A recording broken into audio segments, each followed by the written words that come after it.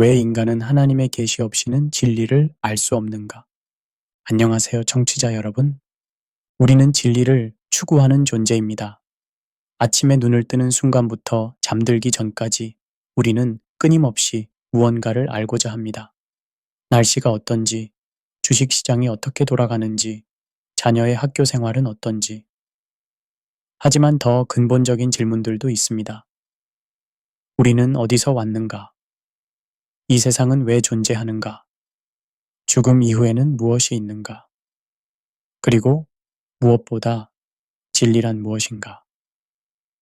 흥미로운 점은 인류 역사상 가장 뛰어난 지성들도 이런 근본적인 질문들 앞에서 완전한 답을 내놓지 못했다는 사실입니다. 왜 그럴까요? 오늘 우리는 한 가지 도발적인 주장을 탐구해 보려 합니다. 인간은 하나님의 계시 없이는 진리를 알 수 없다는 것입니다. 이 주장이 여러분에게 어떻게 들리는지 궁금합니다. 지나치게 종교적인가요? 너무 배타적인가요? 아니면 어쩌면 진리를 향한 인간의 오랜 탐구에 대한 통찰력 있는 관찰일까요? 우리는 함께 이 여정을 시작하며 인간 지식의 한계와 신적 계시의 필요성에 대해 다각도로 그리고 깊이 있게 살펴볼 것입니다. 제1장 인간 지식의 거대한 여정과 그 한계. 인류의 지식 탐구 역사는 경이롭습니다.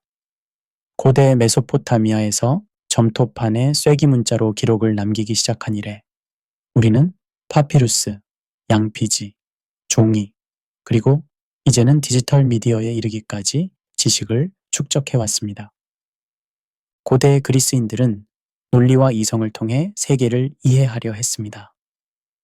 소크라테스는 너 자신을 알라고 가르쳤고 플라톤은 이데아 세계를 상정했으며 아리스토텔레스는 관찰과 분류를 통해 지식의 체계를 세웠습니다.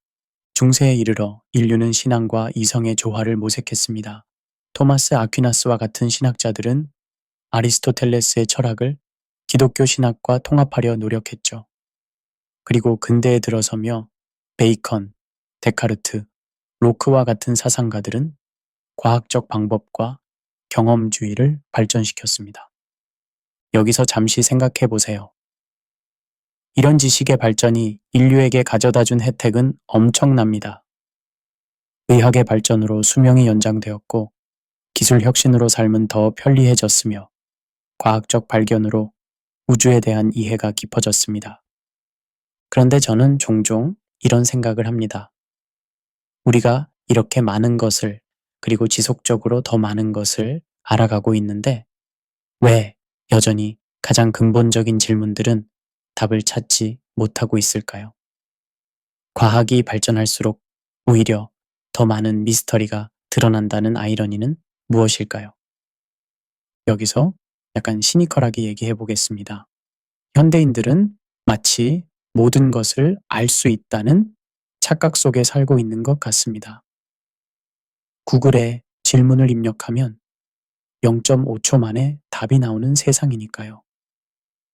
하지만 과학의 역사를 보면 한 시대에 절대적 진리로 여겨졌던 이론들이 다음 시대에는 수정되거나 폐기되는 일이 비일비재했습니다. 뉴턴의 물리학이 아인슈타인의 상대성 이론에 의해 수정된 것처럼 말이죠. 실제로 20세기 초 물리학자 알버트 마이컬스는 물리학의 중요한 법칙과 사실들은 모두 발견되었다고 선언했습니다. 하지만 그로부터 불과 몇 년 후 양자역학의 등장으로 물리학은 혁명적 변화를 겪었죠. 우리가 안다고 생각하는 것들이 얼마나 불완전한지를 보여주는 좋은 예입니다. 철학자 임마누엘 칸트는 이런 인간 지식의 한계를 물자체라는 개념으로 설명했습니다. 우리는 현상은 경험할 수 있지만 사물의 궁극적 본질은 알 수 없다는 것이죠. 이것은 단순한 철학적 사변이 아니라 인간 인식의 근본적 한계에 대한 통찰입니다. 제2장 진리탐구의 심리학적 장벽. 인간 지식의 한계는 외부적 요인뿐만 아니라 우리 내면의 심리적 장벽에서도 비롯됩니다. 심리학은 우리가 어떻게 정보를 인식하고 처리하고 해석하는지에 대한 흥미로운 통찰을 제공합니다. 인지심리학자 다니엘 카너먼의 연구는 인간의 사고 과정이 얼마나 오류에 취약한지 보여줍니다. 그에 져서 빠르게 생각하기, 천천히 생각하기에서 설명하듯 우리는 시스템 1이라는 빠르고 직관적인 사고와 시스템 2라는 느리고 분석적인 사고를 가지고 있습니다. 문제는 시스템 1이 자주 편향과 오류를 만들고 시스템 2는 게으르다는 점이죠. 인지 편향이라는 개념을 들어보셨나요? 확증 편향, 가용성 편향, 후광 효과 등 수십 가지의 인지 편향이 우리의 판단을 왜곡합니다. 우리는 자신의 기존 신념을 강화하는 정보만 선택적으로 수용하고 반대되는 증거는 무시하는 경향이 있습니다. 저는 개인적으로 이런 경험이 있습니다. 한 번은 특정 정치적 이슈에 대해 강한 견해를 가지고 있었는데 우연히 그 견해에 반대되는 책을 읽게 되었습니다. 처음에는 저자의 주장이 모두 잘못됐다고 생각했지만 시간이 지나면서 내 생각이 편향되어 있음을 깨달았습니다. 우리 모두는 자신의 필터 버블 안에 갇혀 있기 쉽습니다. 여기서 조금 비꼬아 말해보자면 우리는 자신이 객관적이고 이성적이라고 믿는 인지적 자만에 빠져 있는지도 모릅니다. 심리학자 데이비드 던닝과 저스틴 크루거의 연구에 따르면 능력이 부족한 사람일수록 자신의 능력을 과대평가하는 경향이 있다고 합니다. 아는 것이 적을수록 더 많이 안다고 확신하는 아이러니한 현상이죠. 우리가 진리를 추구할 때도 이런 던닝-크루거 효과에 빠질 위험은 없을까요? 심리학자 조너선 하이트는 의로운 마음이라는 책에서 흥미로운 주장을 합니다. 우리의 도덕적 판단은 대부분 직관적이고 감정적으로 이루어진 후 이성이 그것을 합리화한다는 것입니다. 그의 비유에 따르면 이성은 코끼리를 타고 가는 기수와 같습니다. 코끼리, 즉 감정이 방향을 정하고 기수, 즉 직관은 그저 그것을 정당화할 뿐이죠. 잠시 생각해 보세요. 만약 우리의 인지 능력이 이렇게 오류와 편향에 취약하다면 우리가 스스로의 힘만으로 궁극적 진리에 도달할 수 있을까요? 이것은 단순히 지적 능력의 문제가 아니라 우리 인식 체계의 근본적 한계에 관한 문제입니다. 제3장 철학적 딜레마, 상대주의의 함정과 절대 진리의 가능성. 철학의 영역으로 들어가 보겠습니다. 진리란 무엇인가? 이 질문은 수천 년 동안 철학자들을 고민하게 만들었습니다. 몇 가지 주요 관점을 살펴보죠. 첫째, 상대주의는 진리가 문화, 시대, 개인에 따라 다르다고 주장합니다. 당신의 진리가 있고 내 진리가 있을 뿐이라는 말이 이런 관점을 반영합니다. 프로타고라스는 인간은 만물의 척도라고 말했죠. 둘째, 실용주의는 진리란 실용적으로 유용한 것이라고 봅니다. 윌리엄 제임스와 존 듀이 같은 철학자들은 어떤 믿음이 실생활에서 효과적으로 작동한다면 그것이 진리라고 보았습니다. 셋째, 정합설은 진리란 믿음 체계 내에 일관성에 있다고 주장합니다. 어떤 명제가 다른 믿음들과 모순 없이 조화를 이룬다면 그것이 참이라는 것이죠. 넷째, 대응설은 진리란 실제와의 일치라고 봅니다. 아리스토텔레스가 주장했듯 존재하는 것을 존재한다고 존재하지 않는 것을 존재하지 않는다고 말하는 것이 진리라는 것입니다. 여기서 흥미로운 딜레마가 발생합니다. 만약 상대주의가 옳다면 모든 진리는 상대적이다 라는 주장 자체도 단지 상대적 진리에 불과하게 됩니다. 이는 자기 모순이죠.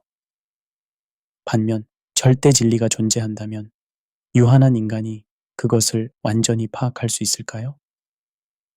저는 종종 이런 생각을 합니다.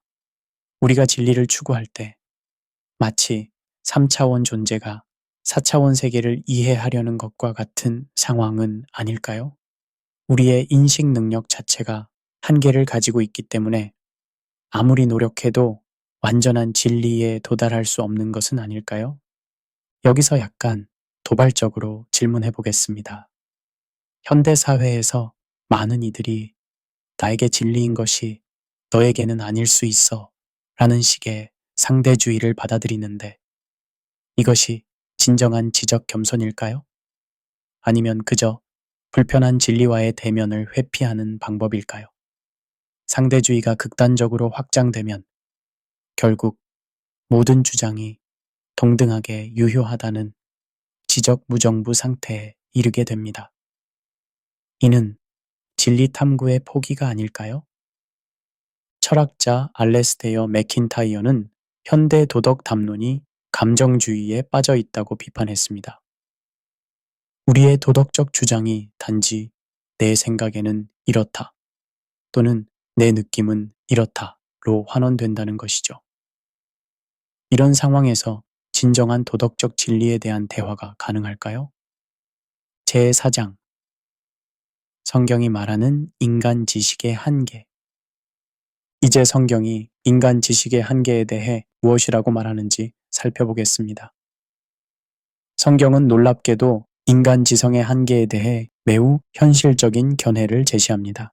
고린도전서 13장 12절은 이렇게 말합니다. 우리가 지금은 거울로 보는 것 같이 희미하나 그때에는 얼굴과 얼굴을 대하여 볼 것이요. 지금은 내가 부분적으로 아나 그때에는 주께서 나를 아신 것 같이 내가 온전히 알리라. 이 구절은 인간의 지식이 본질적으로 불완전하고 부분적임을 인정합니다. 우리는 마치 흐린 거울로 실제를 보는 것과 같다는 것이죠. 완전한 지식은 미래의 약속일 뿐입니다. 전도서 8장 17절도 비슷한 관점을 제시합니다. 내가 하나님의 모든 행사를 살펴보니 해 아래에서 행하는 일을 사람이 능히 알아낼 수 없도다. 사람이 아무리 애써 알아보려고 할지라도 능히 알지 못하나니 비록 지혜자가 안다고 말할지라도 능히 알아내지 못하리로다. 여기서 솔로몬은 인간 지식의 근본적 한계를 인정합니다. 이는 인간 지성에 대한 비하가 아니라 유한한 존재로서의 우리 조건에 대한 현실적 인식입니다. 이사야 55장 8절과 9절은 더 나아가 하나님과 인간 사이의 인식적 간극을 강조합니다. 이는 내 생각이 너희의 생각과 다르며 내 길은 너희의 길과 다름이니라. 여호와의 말씀이니라. 이는 하늘이 땅보다 높음같이 내 길은 너희의 길보다 높으며 내 생각은 너희의 생각보다 높음이니라. 저는 개인적으로 이 구절들에서 큰 위로를 얻습니다. 왜냐하면 이는 우리가 모든 것을 알아야 한다는 부담에서 벗어나게 해주기 때문입니다. 우리는 유한한 존재로서 무한한 하나님의 생각을 완전히 이해할 수 없습니다. 그리고 그것은 우리의 지적 실패가 아니라 피조물로서의 우리 존재의 자연스러운 조건입니다. 여기서 조금 도발적으로 생각해 보면 현대인들이 종종 나는 보이는 것만 믿어 라고 말하는데 이게 얼마나 아이러니한 진술인지 모릅니다. 우리는 일상적으로 보이지 않는 많은 것들을 믿습니다. 중력, 전자기파, 원자, 사랑, 정의 등등 이런 것들을 직접 눈으로 본 사람이 있나요? 그럼에도 우리는 그것들의 실제성을 의심하지 않습니다. 왜 영적 실제에 대해서만 증명해봐 라고 요구하는 걸까요? 제5장 계시의 필요성, 피조물과 창조주의 인식론적 관계. 이제 우리는 핵심 질문에 도달했습니다. 왜 인간은 하나님의 계시 없이는 진리를 알 수 없는가? 이것은 단순히 신학적 주장이 아니라 창조주와 피조물 간의 근본적인 인식론적 관계에 관한 것입니다. 먼저 간단한 비유를 들어보겠습니다. 소설 속 등장인물이 자신의 작가에 대해 무엇을 알 수 있을까요? 해리포터는 J.K. 롤링에 대해 무엇을 알 수 있을까요? 오직 작가가 소설 내에서 자신에 대해 게시한 것만을 알 수 있을 것입니다. 마찬가지로 피조물은 창조주가 자신을 드러내지 않는 한 창조주에 대해 알 수 없습니다. 히브리서 11장 3절은 이렇게 말합니다. 믿음으로 모든 세계가 하나님의 말씀으로 지어진 줄을 우리가 아나니 보이는 것은 나타난 것으로 말미암아 된 것이 아니니라. 이 구절은 우리가 감각적으로 경험하는 현실 너머에 더 깊은 실제가 있음을 시사합니다. 신학자 칼 바르트는 하나님을 전적 타자로 묘사했습니다.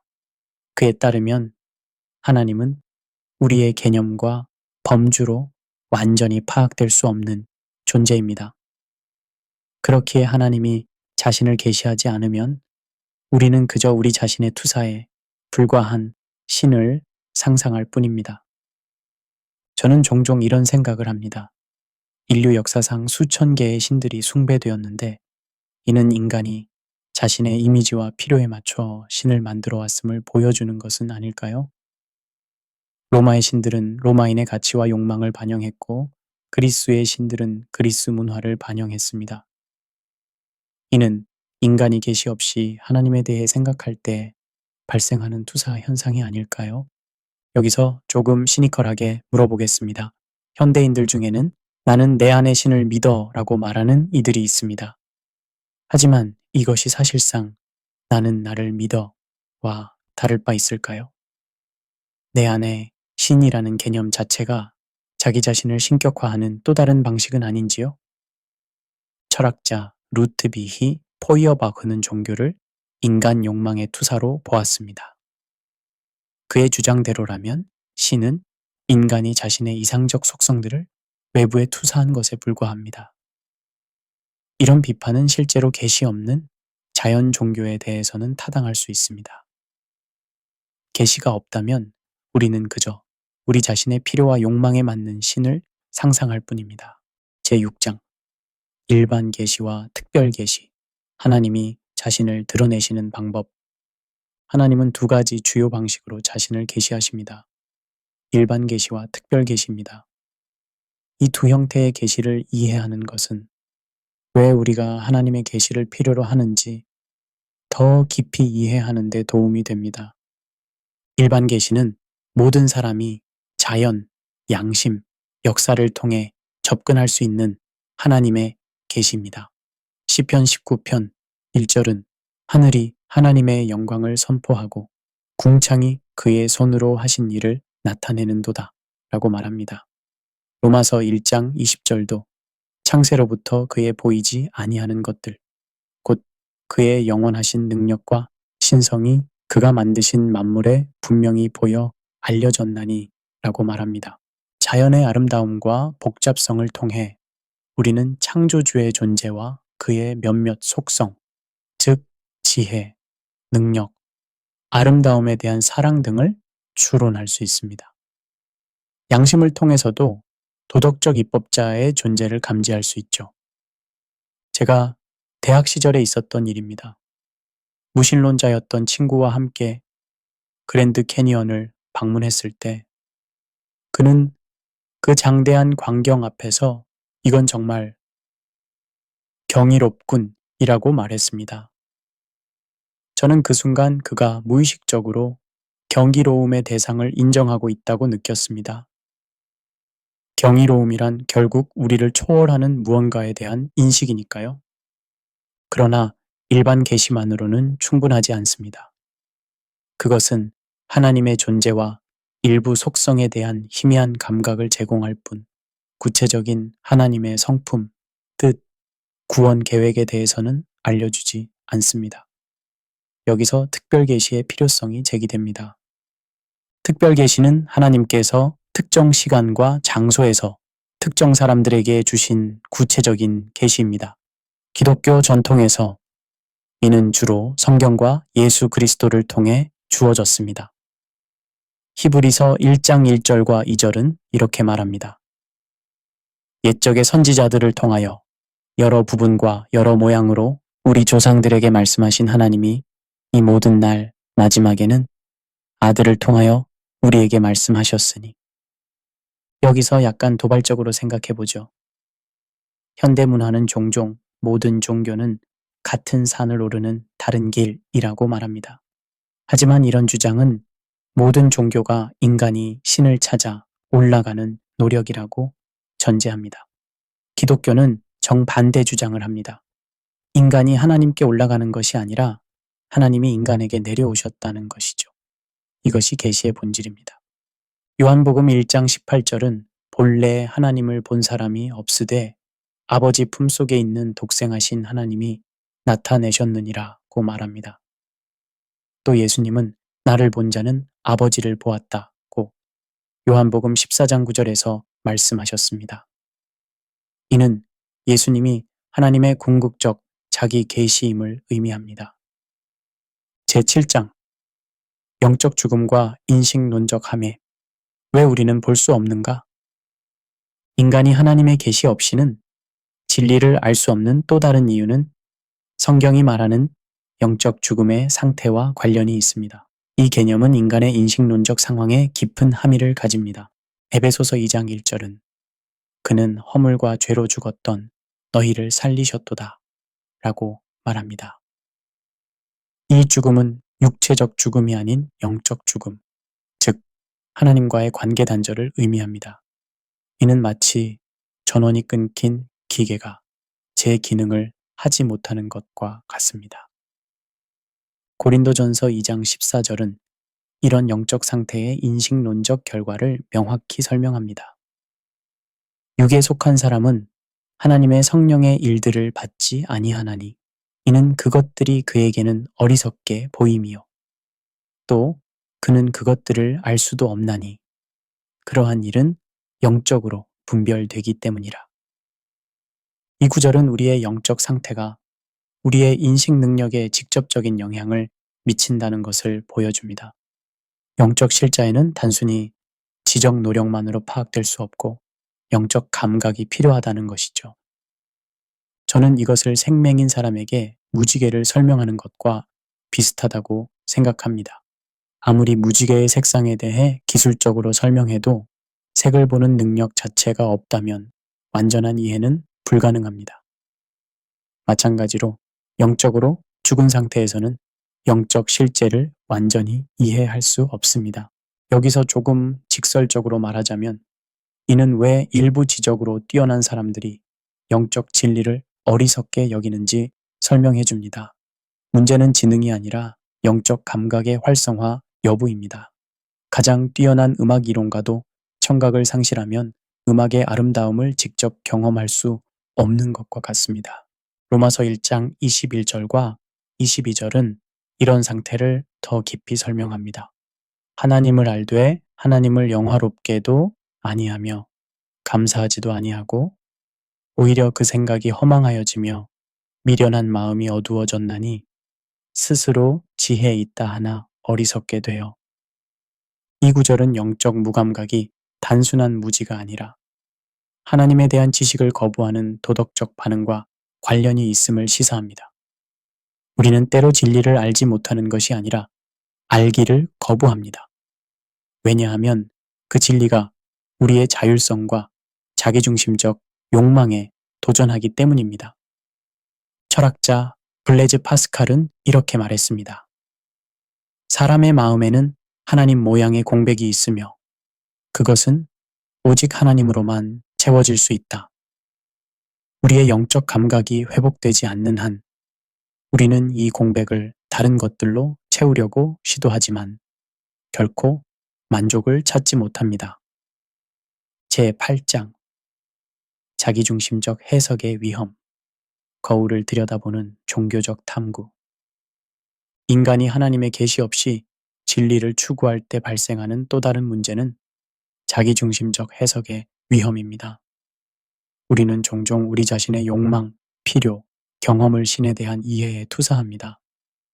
철학자 루트비히 포이어바흐는 신학의 비밀은 인류학이다 라고 주장했습니다. 그에 따르면 사람들이 신에 대해 말할 때 사실은 자신들에 대해 말하고 있다는 것입니다. 이런 비판은 특히 계시 없이 신을 추구하는 시도에 대해 날카롭게 적용됩니다. 저는 이것을 영적 나르시시즘이라고 부르고 싶습니다. 그리스 신화의 나르시스처럼 우리는 종종 진리의 물을 들여다보며 그곳에서 우리 자신의 반영만을 사랑하게 됩니다. 현대 영성에서 흔히 들리는 내 안의 신을 찾아라. 너 자신이 신성하다. 네 진리를 따라라. 같은 표현들이 이런 자기중심적 영성의 예입니다. 하지만 이런 접근법의 문제는 결국 우리가 우리 자신보다 더 큰 것, 우리를 변화시킬 수 있는 것을 만나지 못한다는 점입니다. 여기서 좀 신랄하게 말하자면 현대 영성의 많은 부분은 사실상 내가 원하는 신을 만들어내는 영적 맞춤 제작에 불과하지 않을까요? 마치 영적 버거킹처럼 당신이 원하는 대로 신을 주문하는 것 말입니다. 하지만 진정한 진리는 우리의 선회에 맞춰지는 것이 아니라 오히려 우리가 그것에 맞춰져야 하는 것이 아닐까요? 로마서 1장 25절은 인간의 이런 경향을 정확히 지적합니다. 이는 그들이 하나님의 진리를 거짓 것으로 바꾸어 피조물을 조물주보다 더 경배하고 섬김이라. 계시 없이는 우리는 창조주 대신 피조물, 심지어 우리 자신 스스로를 숭배하는 위험에 처하게 됩니다. C.S. 루이스는 우리는 자신의 필요에 맞춘 신을 만들어내기보다 스스로를 계시의 빛에 비추어 보아야 한다고 말했습니다. 진정한 영적 성장은 나의 필요에 부합하는 신을 만드는 것이 아니라 하나님의 계시에 따라 나 자신이 변화되는 것입니다. 기독교는 이런 점에서 독특합니다. 그것은 우리가 듣고 싶어 하는 것이 아니라 때로는 우리가 듣기 싫어하는 것, 즉 우리의 죄, 우리의 한계, 그리고 우리의 구원의 필요성을 말합니다.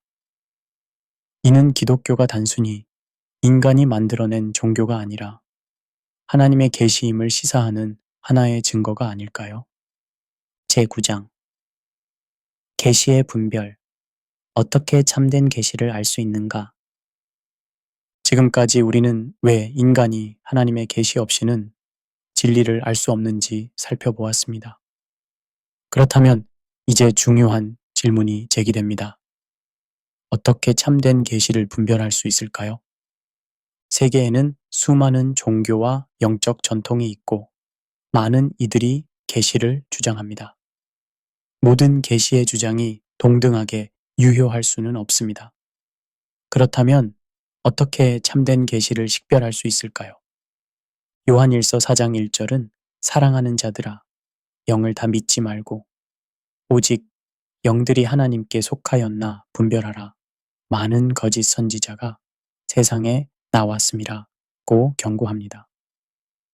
성경 자체가 분별의 필요성을 인정하고 있는 것입니다. 계시를 분별하는 몇 가지 기준을 생각해 봅시다. 첫째, 일관성입니다. 참된 계시는 자기 모순적이지 않을 것입니다.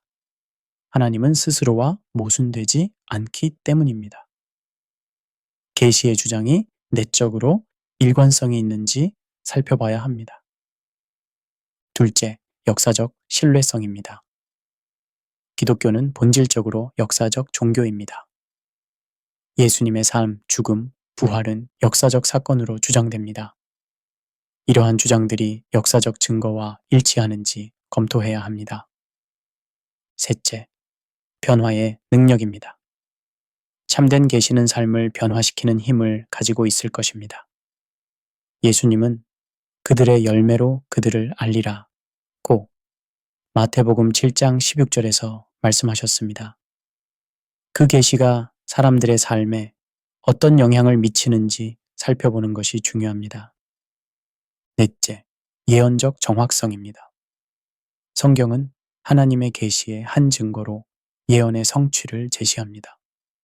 신명기 18장 22절은 만일 선지자가 여호와의 이름으로 말한 일이 성취되지 아니하고 이루어지지 아니하면 그것은 여호와께서 말씀하신 것이 아니요 라고 말합니다. 다섯째, 예수 그리스도 중심성입니다. 요한복음 5장 39절에서 예수님은 너희가 성경에서 영생을 얻는 줄 생각하고 성경을 연구하거니와 이 성경이 곧 내게 대하여 증언하는 것이니라고 말씀하셨습니다. 기독교 신앙에 따르면 모든 참된 계시는 궁극적으로 그리스도를 가리킵니다. 여기서 한 가지 개인적 생각을 나누자면 저는 기독교의 계시가 갖는 독특한 특성 중 하나는 그것이 우리의 편안함이나 자기 확신을 강화하기보다는 종종 우리를 불편하게 만들고 도전한다는 점이라고 봅니다.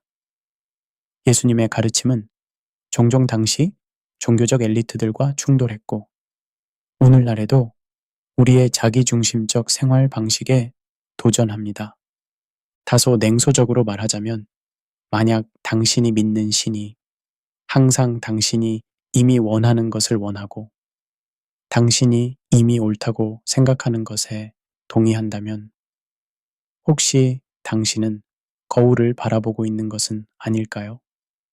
참된 계시는 우리를 편안하게 하는 것이 아니라 우리를 변화시키는 것입니다. 제10장 계시를 받아들이는 삶, 영적 인식론의 실천.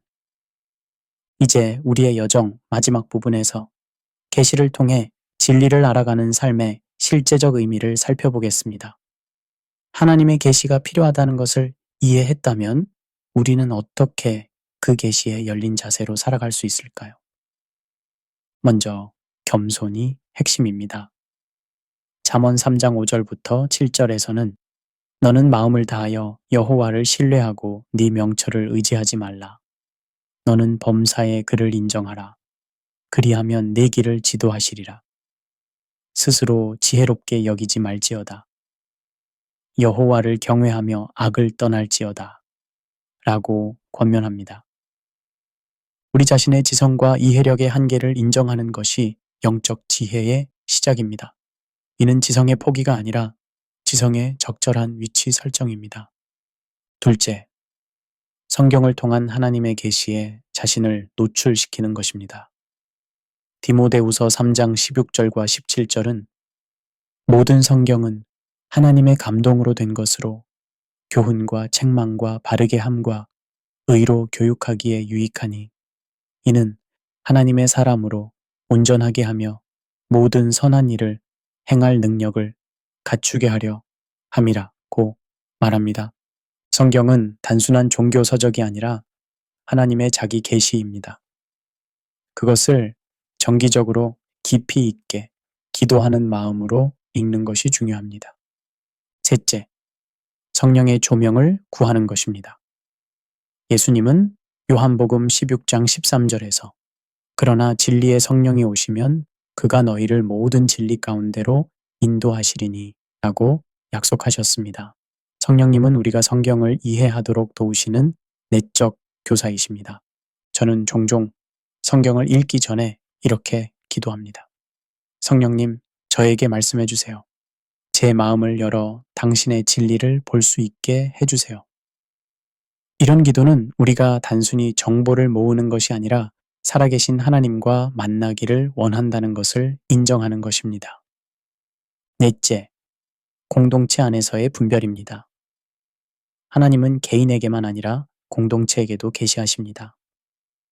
사도행전 15장에서 초대교회는 함께 모여 하나님의 뜻을 분별했습니다. 현명한 영적 지도자들과 신앙 공동체의 조언을 구하는 것은 계시를 이해하는 데 중요합니다. 다섯째, 순종을 통한 이해입니다. 요한복음 7장 17절에서 예수님은 사람이 하나님의 뜻을 행하려 하면 이 교훈이 하나님께로부터 왔는지 내가 스스로 말함인지 알리라고 말씀하셨습니다. 우리가 이미 알고 있는 진리에 순종할 때 더 많은 진리가 열립니다. 제가 대학 시절 가졌던 경험을 나누고 싶습니다. 신앙적 의심으로 고민하던 저는 한 현명한 멘토로부터 조언을 받았습니다. 네가 확신하는 진리에 먼저 순종해보라. 그러면 나머지 부분들이 더 명확해질 것이다. 실제로 이 조언을 따랐을 때 제 의심의 많은 부분이 해결되었습니다. 여기서 마지막으로 좀 도발적인 생각을 나눠보겠습니다.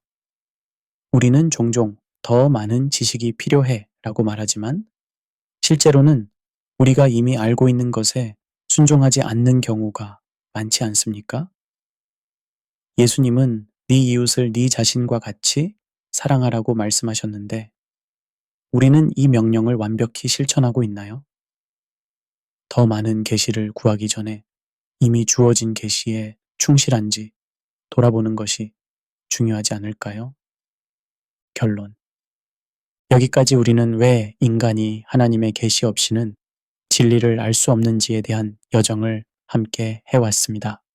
인간 지식의 한계, 심리학적 장벽, 철학적 딜레마, 성경의 가르침, 피조물과 창조주의 관계, 계시의 형태, 영적 죽음의 인식론적 함해, 자기중심적 해석의 위험, 계시의 분별, 그리고 마지막으로 계시에 반응하는 삶까지 살펴보았습니다. 이 모든 탐구의 핵심은 결국 겸손함입니다. 우리는 유한한 존재로서 무한한 하나님의 마음을 완전히 이해할 수 없습니다. 그러나 기쁜 소식은 하나님이 침묵하지 않으셨다는 것입니다. 그분은 자연, 양심, 역사를 통해 그리고 무엇보다 성경과 예수 그리스도를 통해 자신을 계시해 오셨습니다. 고린도전서 2장 11절은 이렇게 말합니다. 사람의 일을 사람의 속에 있는 영 외에는 누가 알리요? 이와 같이 하나님의 일도 하나님의 영 외에는 아무도 알지 못하느니라. 우리가 하나님을 알 수 있는 유일한 방법은 하나님께서 자신을 우리에게 드러내실 때뿐입니다. 하나님의 계시를 받아들이는 것은 우리의 지성을 포기하는 것이 아니라 우리 지성의 진정한 완성을 찾는 것입니다. 성 아우구스티누스가 말했듯이 믿기 위해 이해하라, 이해하기 위해 믿으라. 저는 여러분이 스스로의 지식과 지혜만 의존하는 대신 하나님의 계시에 열린 마음으로 살아가시길 권합니다. 시편 119편 18절의 기도처럼 내 눈을 열어서 주의 법에 기이한 것을 보게 하소서. 하나님의 은혜와 평안이 여러분과 함께 하기를 바랍니다. 감사합니다.